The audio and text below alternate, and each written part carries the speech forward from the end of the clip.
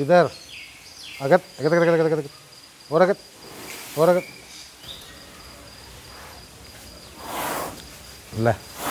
हाँ हाँ हाँ, देखो ये चंदा है हमारे हाथी गांव की, इसकी 25 साल उम्र है और ये इसका रूम है।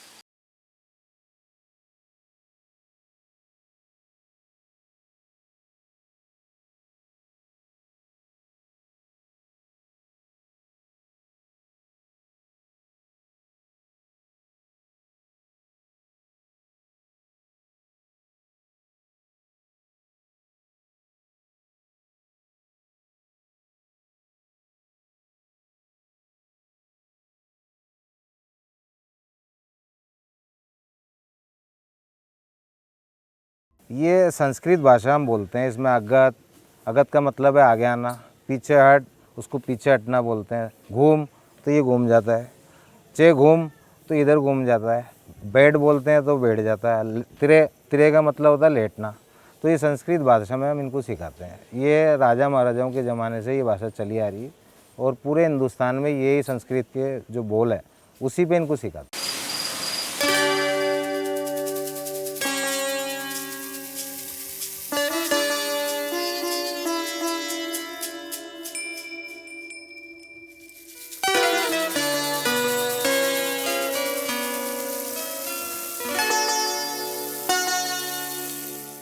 महावत कहंदा धूम भ्रम भाव सुनो तां हाथी कान ला के सुनदा है।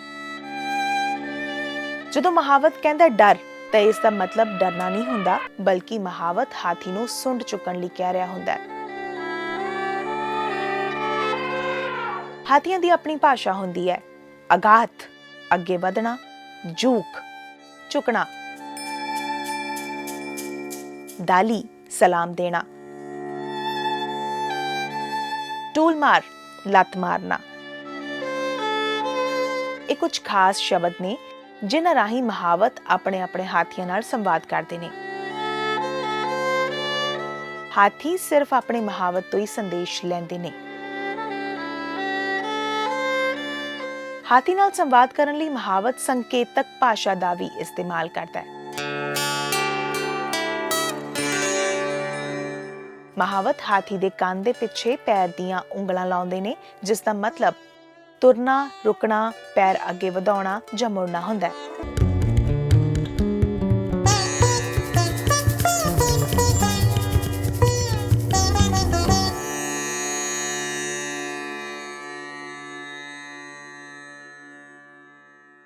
जब ये पैदा होते हैं तो ये तो हमारे घर में पैदा हुए आती है। जैसे आपके हमारे बच्चे उनको पालते हैं, स्कूल भेजते हैं, वैसे ही इनको सिखाते हैं।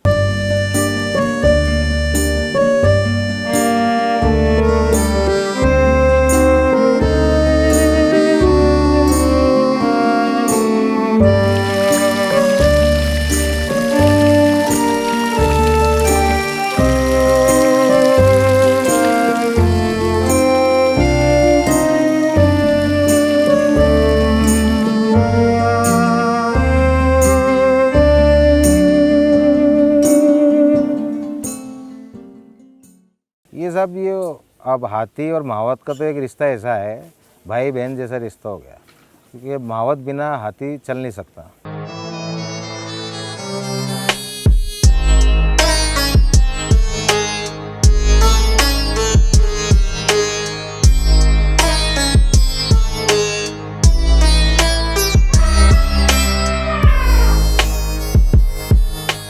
The unmute special series tribal canvas which अज असीं महावतां दी गल करांगे। महावत्स यानी द एलिफेंट ड्राइवर्स।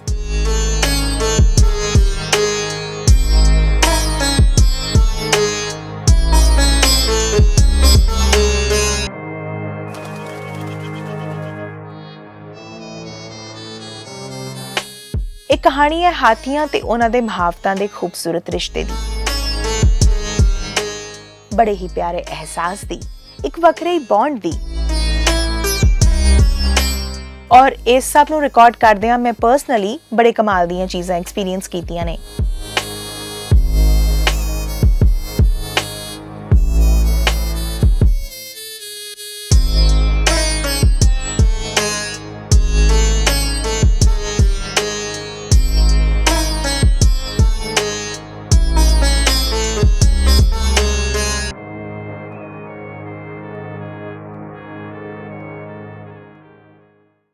ये अभी 3.5-4 टन का जानवर है। अब आप लगा लो ताकत कितनी होगी। ये चाहे तो गाड़ियाँ उठा के फेंक सकता है, इंसान तो खैर कुछ नहीं है इसके आगे। पर ये जानवर ऐसा नहीं है, इसको छेड़ते हैं लोग जब भी कुछ गड़बड़ करेगा, बाकी कभी नहीं करेगा।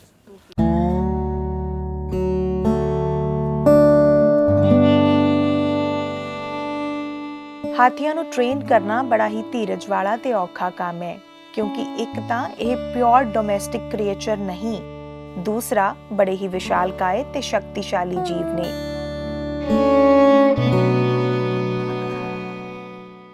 ਜਿੰਨੇ ਵੀ ਲੋਕਾਂ ਦੀ ਹਾਥੀਆਂ ਦੁਆਰਾ ਮੌਤ ਦੀਆਂ ਖਬਰਾਂ ਸਾਨੂੰ ਮਿਲਦੀਆਂ ਨੇ, ਉਹਨਾਂ ਚੋਂ 90% ਕੇਸ ਹਾਥੀਆਂ ਵੱਲੋਂ ਆਪਣੇ ਮਹਾਵਤਸ ਨੂੰ ਮਾਰਨ ਦੇ ਆਉਂਦੇ ਨੇ। ਇਹ ਅਸਲ 'ਚ ਹਾਥੀਆਂ ਦੀ ਫਰਸਟ੍ਰੇਸ਼ਨ ਦਾ ਨਤੀਜਾ ਹੁੰਦਾ ਹੈ। ਪਰ ਇਹ ਬੌਂਡ ਵਾਸਤਵਿਕ ਰੂਪ ਵਿੱਚ ਦੇਖਿਆ ਜਾਵੇ ਤਾਂ ਬਹੁਤ ਹੀ ਖੂਬਸੂਰਤ ਹੈ, ਕਿਉਂਕਿ ਹਾਥੀ ਬਿਨਾਂ ਮਹਾਵਤ ਤੋਂ ਲਥਾਰਜਿਤ ਮਹਿਸੂਸਦੇ ਨੇ, ਇੰਨਾ ਕਿ ਬਿਨਾਂ ਮਹਾਵਤ ਦੇ ਇੱਕ ਕਦਮ ਤੱਕ ਵੀ ਨਹੀਂ ਪੁੱਟਦੇ।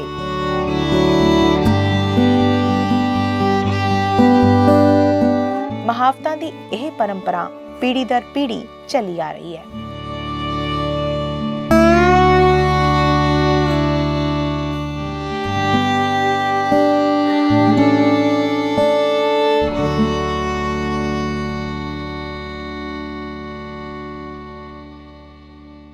गवर्नमेंट ने तो ये घर बना के दे दिया आपको, क्योंकि इंडिया के अंदर कोई हाथी गांव नहीं था। अब इंडिया का अंदर ये एक लौता हाथी गांव है जिसमें आप बैठे हैं, और आप जाओगे तो विदेशी जाना पड़ेगा आपको, थाईलैंड में 2 हैं। तो ये बहुत गर्व की बात है कि हमारे हाथी गांव एक इंडिया में पहला हाथी गांव बना है।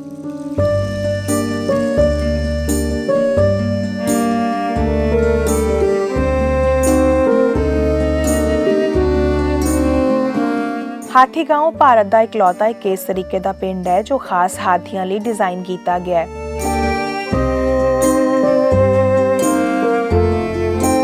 ਇਸ ਪਿੰਡ 'ਚ ਕਰੀਬਨ 65 ਤੋਂ 70 ਹਾਥੀ ਨੇ। ਇਹਨਾਂ ਦੇ ਆਪੋ ਆਪਣੇ ਮਹਾਵਤ ਯਾਨੀ ਕੇਅਰ ਟੇਕਰਸ ਨੇ। ਹਾਥੀਆਂ ਲਈ ਪਰਸਨਲ ਕਮਰੇ ਬਣੇ ਹੋਏ ਨੇ। ਇੱਕ ਮਹਾਵਤ ਦਾ ਸਾਰਾ ਦਿਨ ਹਾਥੀ ਦੀ ਖਿਦਮਤ ਕਰਦਿਆਂ ਬਤੀਤ ਹੁੰਦਾ ਹੈ। ਹਾਥੀ ਆਪਣੇ ਮਹਾਵਤ ਨੂੰ ਉਸ ਦੇ ਸਰੀਰ ਦੀ ਖੁਸ਼ਬੂ ਜਾਂ ਕਹਿ ਲਈਏ ਗੰਧ ਤੋਂ ਸੈਂਸ ਕਰਦੇ ਨੇ। ਜਾਨਵਰਾਂ ਚੋਂ ਹਾਥੀ ਧਰਤੀ ਦਾ ਇਕਲੌਤਾ ਇਸ ਤਰ੍ਹਾਂ ਦਾ ਜੀਵ ਹੈ ਜੋ ਬੇਹੱਦ ਸਮਝਦਾਰ ਹੈ।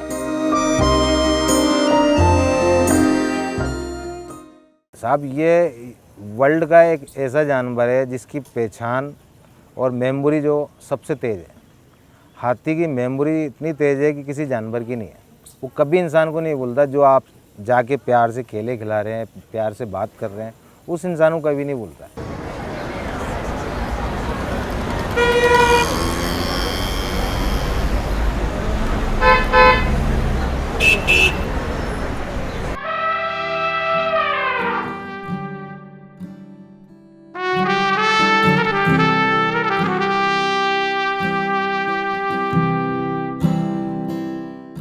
ਰਾਜਸਥਾਨ ਦੇ ਵਿਸ਼ਾਲ ਰੇਗਿਸਤਾਨ 'ਚ ਇੱਕ ਸਮੁਦਾਇ ਇਸ ਤਰ੍ਹਾਂ ਦਾ ਹੈ ਜੋ ਸਦੀਆਂ ਤੋਂ ਹਾਥੀਆਂ ਨਾਲ ਜੁੜਿਆ ਹੋਇਆ ਹੈ।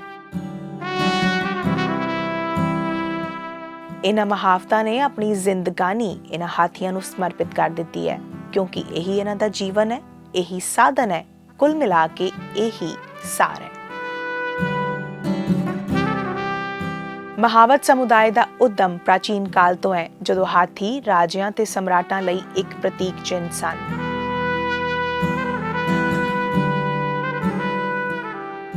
ਮਹਾਵਤਾਂ ਨੇ ਹਾਥੀਆਂ ਨੂੰ ਟ੍ਰੇਨ ਕਰਨ ਦੀ ਕਲਾ ਸਿੱਖੀ, ਉਹ ਕਲਾ ਜੋ ਅੱਜ ਇਹਨਾਂ ਦੀ ਪਰੰਪਰਾ ਦਾ ਅਭਿੰਨ ਅੰਗ ਬਣ ਗਈ ਹੈ। ਮਹਾਵਤ ਸਮੁਦਾਇ ਦੀ ਜੀਵਨ ਸ਼ੈਲੀ ਹਾਥੀਆਂ ਦੇ ਇਰਦ ਗਿਰਦ ਹੀ ਘੁੰਮਦੀ ਹੈ। ਇਹ ਹਾਥੀਆਂ ਨੂੰ ਟ੍ਰੇਨ ਕਰਦੇ ਨੇ, ਉਹਨਾਂ ਦੀ ਦੇਖਭਾਲ ਕਰਦੇ ਨੇ ਤੇ ਉਹਨਾਂ ਦੇ ਨਾਲ ਸਾਰਾ ਦਿਨ ਜੰਗਲ ਵਿੱਚ ਘੁੰਮਦੇ ਰਹਿੰਦੇ ਨੇ।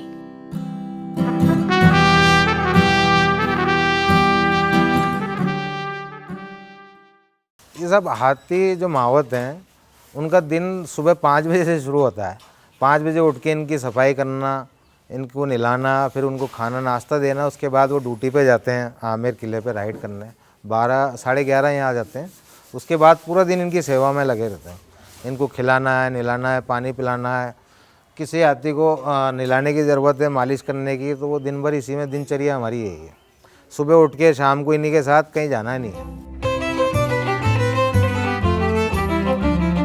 ਅਸੀਂ ਪਿੰਡਾਂ 'ਚ ਹਾਥੀ ਲੈ ਕੇ ਘੁੰਮਦੇ ਸਾਧਾਂ ਦੀਆਂ ਟੋਲੀਆਂ ਆਮ ਵੇਖ ਸਕਦੇ ਹਾਂ। ਹੁਣ ਵਾਈਲਡ ਲਾਈਫ ਪ੍ਰੋਟੈਕਸ਼ਨ ਐਕਟ ਕਰਕੇ ਇਹ ਚਲਨ ਕਾਫੀ ਘਟ ਗਿਆ। ਸਾਧਾਂ ਦੀ ਟੋਲੀ 'ਚ ਮਾਤਰ ਇੱਕ ਹੀ ਮਹਾਵਤ ਹੁੰਦਾ ਹੈ ਜੋ ਹਾਥੀ ਨੂੰ ਡਰਾਈਵ ਕਰਦਾ ਹੈ। ਬਾਕੀ ਸਾਧ ਹਾਥੀ ਦਿਖਾ ਕੇ ਲੋਕਾਂ ਤੋਂ ਪੈਸੇ ਇਕੱਠੇ ਕਰਨ ਦਾ ਕੰਮ ਕਰਦੇ ਨੇ। ਪਿੰਡਾਂ 'ਚ ਇਹ ਮਾਨਤਾ ਹੈ ਕਿ ਹਾਥੀ ਦੀ ਸਵਾਰੀ ਕਰਨਾ ਬੜਾ ਸ਼ੁਭ ਹੁੰਦਾ ਹੈ। ਇਸ ਦੇ ਨਾਲ ਬੱਚੇ ਦੇ ਅੰਦਰੋਂ ਤਾਂ ਉਮਰ ਕਿਸੇ ਵੀ ਕਿਸਮ ਦਾ ਡਰ ਘਰ ਨਹੀਂ ਕਰਦਾ। ਹਾਥੀ ਦੇ ਨੀਚੇ ਤੋਂ ਬੱਚੇ ਨੂੰ ਲੰਘਾਉਣਾ ਬੜਾ ਹੀ ਸ਼ੁਭ ਮੰਨਿਆ ਜਾਂਦਾ ਹੈ। ਭਾਰਤ ਦੇ ਕਈ ਪਿੰਡਾਂ ਦੇ ਵਿੱਚ ਇਹ ਮਾਨਤਾ ਹੈ ਕਿ ਇਸ ਨਾਲ ਬੱਚੇ ਨੂੰ ਬਿਮਾਰੀਆਂ ਨਹੀਂ ਲੱਗਦੀਆਂ। ਹਾਥੀ ਨੂੰ ਗਣੇਸ਼ ਜੀ ਦਾ ਰੂਪ ਵੀ ਮੰਨਿਆ ਜਾਂਦਾ ਹੈ। ਗਣਪਤੀ ਮਹਾਰਾਜ ਦੇ ਦਿਨਾਂ 'ਚ ਹਾਥੀ ਯਾਨੀ ਗੱਜ ਦੀ ਪੂਜਾ ਕੀਤੀ ਜਾਂਦੀ ਹੈ। ਕੁੱਲ ਮਿਲਾ ਕੇ ਹਾਥੀਆਂ ਨਾਲ ਜੁੜੀਆਂ ਹੋਈਆਂ ਬੜੀਆਂ ਸਾਰੀਆਂ ਮਾਨਤਾਵਾਂ ਨੇ। जो बाहर घूमते हैं हाथी, जो बाबा लोग हो गए, उनका तो क्या है साहब, एक ही मावत होते हैं, बाकी तो सब बाबा लोग होते हैं। उनका कोई रहने की जगह या कुछ ऐसा सिस्टम है नहीं। वैसे वो लोग भी, उनका रोजगार है, तो हाथी को तो टॉर्चर करना एक गलत बात है। ये तो कोई NGO लोग जो कहते हैं कि हाथियों से भीख मांग रहे हैं और ये कर रहे हैं, वो सब गलत है। वो तो एक आस्था का प्रतीक है जो हिंदू धर्म में इसको गणेश जी मानते हैं, तो इसके साथ में 24 घंटे रहते हैं, उनसे उनका भी गुजारा चल रहा है। ਜੈਪੁਰ ਦਾ ਇਹ ਹਾਥੀ ਗਾਉਂ ਬੜਾ ਹੀ ਖੂਬਸੂਰਤ ਹੈ। ਪੂਰੇ ਭਾਰਤ ਵਿੱਚ ਇੰਨੀ ਤਾਦਾਦ ਵਿੱਚ ਹਾਥੀ ਸਾਨੂੰ ਕਿਤੇ ਨਜ਼ਰ ਨਹੀਂ ਆਉਂਦੇ। ਇੱਥੇ ਦੀ ਸ਼ਾਹੀ ਟ੍ਰੈਡੀਸ਼ਨ ਵਿੱਚ ਹਾਥੀਆਂ ਦੀ ਇਹਨਾਂ ਜਾਇੰਟ ਟਰੰਕਸ ਐਂਡ ਟੇਲ ਦਾ ਖਾਸ ਮਹੱਤਵ ਹੈ। ਜੰਗਾਂ ਯੁੱਧਾਂ 'ਚ ਹਾਥੀਆਂ ਦਾ ਹੋਣਾ ਆਪਣੇ ਆਪ ਦੇ ਵਿੱਚ ਤਾਕਤ ਦਾ ਪ੍ਰਦਰਸ਼ਨ ਕਰਨਾ ਹੋਇਆ ਕਰਦਾ ਸੀ। ਹਾਥੀਆਂ ਦੀ ਫੌਜ ਦੇ ਸਿਰ ਤੇ ਜੰਗਾਂ ਜਿੱਤ ਲਈਆਂ ਜਾਂਦੀਆਂ ਸਨ। ਜਦੋਂ ਤੱਕ ਤੀਰਾਂ ਤੇ ਭਾਲਿਆਂ ਦੇ ਨਾਲ ਲੜਾਈਆਂ ਹੁੰਦੀਆਂ ਸੀ, ਉਸ ਵਕਤ ਤੱਕ ਹਾਥੀਆਂ ਵਾਲੀ ਫੌਜ ਦੀ ਝੰਡੀ ਸੀ। ਫਿਰ ਜਦੋਂ ਗਨ ਸ਼ਾਟਸ ਦਾ ਜ਼ਮਾਨਾ ਆਇਆ ਤਾਂ ਇਸ ਦਾ ਅਸਰ ਉਲਟਾ ਹੋ ਗਿਆ। ਜਦੋਂ ਇੱਕ ਜੰਗ ਵਿੱਚ ਦੁਸ਼ਮਣ ਵੱਲੋਂ ਗਨ ਸ਼ਾਟ ਕੀਤੀ ਗਈ ਤੇ ਹਾਥੀ ਡਰ ਗਏ ਅਤੇ ਵਾਪਸ ਆਪਣੀ ਹੀ ਫੌਜ ਨੂੰ ਰੌਂਦਦੇ ਹੋਏ ਭੱਜਣ ਲੱਗੇ ਸਨ।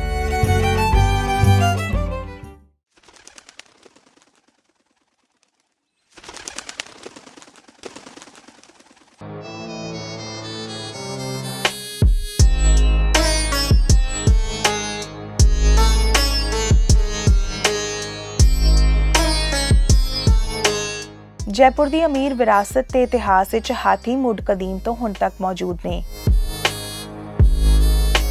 ਹਾਥੀ ਗਾਉਂ 'ਚ ਇਹਨਾਂ ਹਾਥੀਆਂ ਨੂੰ ਸਵੇਰੇ ਨਵਾ ਧਵਾ ਕੇ ਪੇਂਟ ਕਰਕੇ ਸੋਹਣੇ ਕੱਪੜਿਆਂ ਨਾਲ ਸ਼ਿੰਗਾਰ ਕੇ ਅਮੀਰ ਫੋਰਟ ਲਿਆਇਆ ਜਾਂਦਾ ਹੈ। ਹਰ ਹਾਥੀ ਦੇ ਨਾਲ ਉਸ ਦਾ ਡਰਾਈਵਰ ਯਾਨੀ ਮਹਾਵਤ ਹੁੰਦਾ ਹੈ। ਇੱਥੇ ਗਵਰਨਮੈਂਟ ਵੱਲੋਂ ਅਪਰੂਵਡ ਹਾਥੀ ਟਰੈਕ ਬਣਾਇਆ ਗਿਆ ਹੈ। ਇਹ ਹਾਥੀ ਸਵੇਰੇ 9 ਵਜੇ ਹਾਥੀ ਸਟੈਂਡ ਤੇ ਆ ਜਾਂਦੇ ਨੇ ਤੇ ਸੈਲਾਨੀਆਂ ਨੂੰ ਐਲੀਫੈਂਟ ਰਾਈਡਸ ਕਰਾਈਆਂ ਜਾਂਦੀਆਂ ਨੇ। ਇਹ ਹਾਥੀ ਰਾਈਡ ਹਾਥੀ ਸਟੈਂਡ ਤੋਂ ਅਮੀਰ ਫੋਰਟ ਤੱਕ ਕਰਾਈ ਜਾਂਦੀ ਹੈ। ਇਹ ਬੜੀ ਹੀ ਮਜ਼ੇਦਾਰ ਹੁੰਦੀ ਹੈ।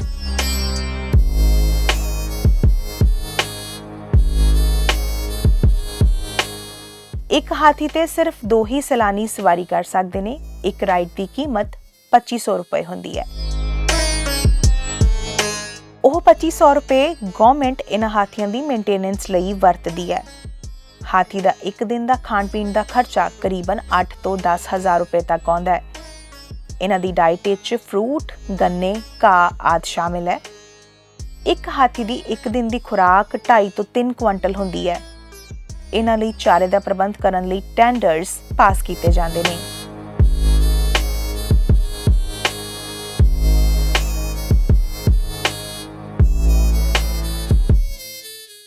साहब ये एक हाथी की डाइट है 250 से 300 किलो और गन्ना खाते हैं करीब 250 किलो। हमारे चपाती रोज़ बनती है 5 किलो की। डाबर चमप्राश है 1 किलो। दूसरा जो वेटनरी डॉक्टर हैं उनसे डिस्कस करके इनको कैल्शियम, विटामिन ये चीज़ें भी दी जाती हैं। एक हाथी का मिनिमम खर्चा आता है 3500 से 4000।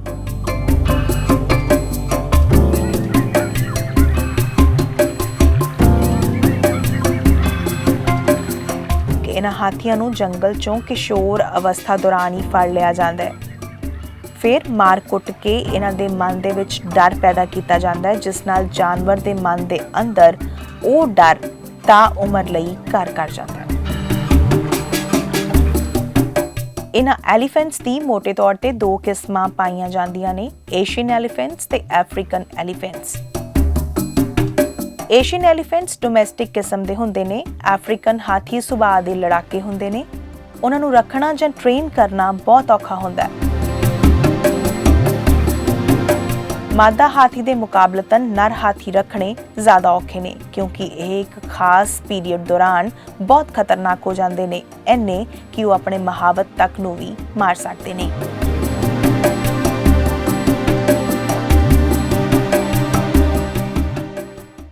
पूरे वर्ल्ड में दो ही तरीके की आती हैं, अफ्रीकन और एशियन।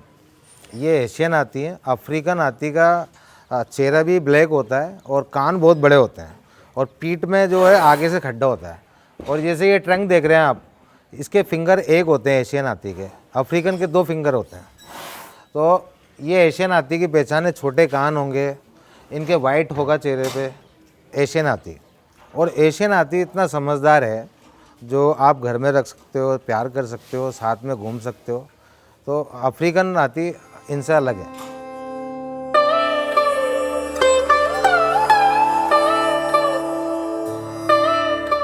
ਇਹ ਇਸ ਹਾਥੀ ਗਾਉਂ ਦਾ ਮਹਾਰਾਜਾ ਹਾਥੀ ਹੈ।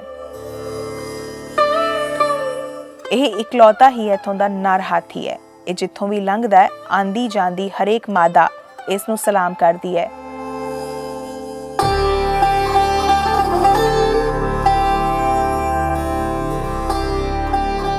ਇਸ ਦੀ ਉਮਰ ਹਾਲੇ ਮਾਤਰ 15 ਸਾਲ ਹੈ।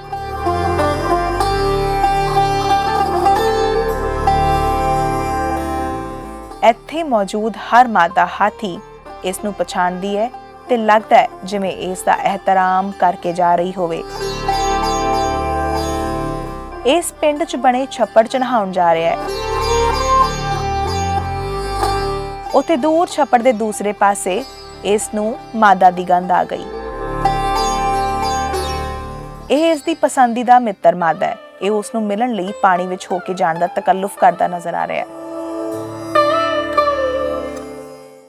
अब जैसे कि ये मेल आती है, अब आप भी लगाओ कि ये मेल आती है, देखो आप कितने प्यार से रह रहा है, ओपन है। तो इनका तो सीज़न जब आता है, मस्त का टाइम आता है, साल में एक बार आता है, उस मस्त के टाइम में इसको आप एक अलग जगह चाहिए होती है। उसको खाना पीना सब आप एक सेपरेट जगह पे दो, कभी को किसी को नुकसान नहीं पहुंचाता है। और आप साल में एक ही बार आता है। उसके बाद जब मस्ती हो जाएगी उसकी, फिर आप कहीं भी लेके जाओ, कहीं भी आओ, कोई भी आप भी जा सकते हैं, ये भी जा सकते हैं, कोई भी जा सकता है। ਹਾਥੀਆਂ ਦੀ ਉਮਰ ਦਾ ਅੰਦਾਜ਼ਾ ਉਹਨਾਂ ਦੇ ਮੱਥੇ, ਸੁੰਡ ਤੇ ਕੰਨਾਂ ਤੇ ਪਏ ਇਹਨਾਂ ਨਿਸ਼ਾਨਾਂ ਤੋਂ ਲਗਾਇਆ ਜਾ ਸਕਦਾ ਹੈ। ਜਿਸ ਹਾਥੀ ਦੇ ਦੰਦ ਟੁੱਟੇ ਹੋਣ ਤਾਂ ਕਿਹਾ ਜਾਂਦਾ ਹੈ ਕਿ ਇਹ ਜ਼ਿਆਦਾ ਵਾਈਲਡ ਨੇਚਰ ਦਾ ਹੋ ਸਕਦਾ ਹੈ, ਕਿਉਂਕਿ ਉਸਨੇ ਲੜਾਈ ਦੌਰਾਨ ਆਪਣੇ ਦੰਦ ਤੋੜ ਲਏ ਹੁੰਦੇ ਨੇ। ਬਾਕੀ ਓਵਰਆਲ ਇਹ ਬਹੁਤ ਹੀ ਸਮਝਦਾਰ ਤੇ ਬੁੱਧੀਮਾਨ ਜੀਵ ਹੁੰਦੇ ਨੇ। एज की इनके जो कान की देख रहे हैं आप लोग, ये फोल्ड हो जाती है धीरे धीरे, जब इनकी एज धीरे धीरे बढ़ने लगती है। अभी ये 25 साल है, जब ये 50 साल का होगा, 60 साल का होगा, तो वो ज़्यादा फोल्ड हो जाएगी और इनके खाने के दांत गिर जाएंगे। तो इनकी पहचान है।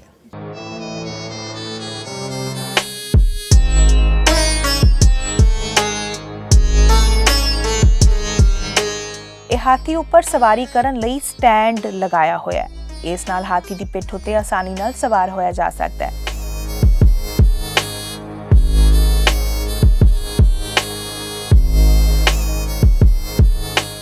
ਹਾਥੀ ਦੀ ਸਵਾਰੀ ਕਰਨ ਤੇ ਇਹ ਅੰਦਾਜ਼ਾ ਹੁੰਦਾ ਹੈ ਕਿ ਸਿਆਣੇ ਕਿਉਂ ਕਹਿੰਦੇ ਸਨ ਕਿ ਹਾਥੀ ਵਰਗੀ ਮਸਤ ਚਾਲ ਹੋਣੀ ਚਾਹੀਦੀ ਹੈ।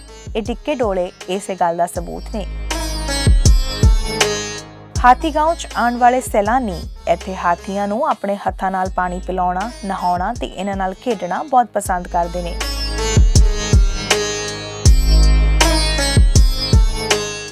ਹਾਥੀ ਵੀ ਆਪਣੀ ਸੁੰਡ ਨਾਲ ਪਾਣੀ ਦੀਆਂ ਬੌਛਾੜਾਂ ਗੇਰ ਕੇ ਇਹਨਾਂ ਨਾਲ ਅਟਖੇਲੀਆਂ ਕਰਦੇ ਨਜ਼ਰ ਆਉਂਦੇ ਨੇ। ਮੈਂ ਵੀ ਹਾਥੀ ਨੂੰ ਉਸ ਦਾ ਪਸੰਦੀਦਾ ਗੁੜ ਖਵਾ ਰਹੀ ਹਾਂ। ਮੇਰੇ ਕੋਲ ਗੁੜ ਦੇ 3 ਪੇੜੇ ਨੇ। ਇਹ ਹਾਥੀ ਮੇਰੇ ਨਾਲ ਅਟਖੇਲੀਆਂ ਕਰ ਰਿਹਾ ਹੈ। ਇਸਨੇ 2 ਪੇੜੇ ਆਪਣੀ ਸੁੰਡ 'ਚ ਲੁਕੋ ਲਏ ਨੇ। ਇਹ ਬੇਜ਼ੁਬਾਨ ਜੀਵ ਸਿਰਫ ਪਿਆਰ ਦੀ ਭਾਸ਼ਾ ਸਮਝਦੇ ਨੇ। ਸੱਚੀ ਇਹਨਾਂ ਨੂੰ ਕਿਸੇ ਚਲਾਕੀ ਚੁਸਤੀ ਦਾ ਕੋਈ ਅੰਦਾਜ਼ਾ ਨਹੀਂ। ਹਾਥੀ ਗਾਉਂ 'ਚ ਮਹਾਵਤ ਹਾਥੀਆਂ ਦੀ ਦੇਖਭਾਲ ਕਰਦੇ ਨੇ। ਇੱਥੇ ਇਹ ਇਕੱਠੇ ਰਹਿੰਦੇ ਨੇ। ਹਾਥੀਆਂ ਲਈ ਇਹ ਸੁਖਦ ਤੇ ਬੇਹੱਦ ਸੁਰੱਖਿਅਤ ਵਾਤਾਵਰਣ ਹੈ। ਸਾਨੂੰ ਇਹ ਪ੍ਰਕਿਰਤੀ ਨਾਲ ਜੁੜਨ ਦੀ ਪ੍ਰੇਰਨਾ ਵੀ ਦਿੰਦਾ ਹੈ। ਕੁੱਲ ਮਿਲਾ ਕੇ ਮਹਾਵਤ ਸਮੁਦਾਇ ਦਾ ਸਾਰਾ ਦਿਨ ਜ਼ਿੰਦਗੀ, ਤਿਥ ਤਿਉਹਾਰ, ਰੀਤੀ ਰਿਵਾਜ ਯਾਨੀ ਕਿ ਸਭ ਕੁਝ ਹਾਥੀਆਂ ਦੇ ਇਰਦ ਗਿਰਦ ਹੀ ਘੁੰਮਦਾ ਹੈ। ਯਕੀਨਨ ਇਹ ਰਿਸ਼ਤਾ ਬੜਾ ਹੀ ਖੂਬਸੂਰਤ ਹੈ।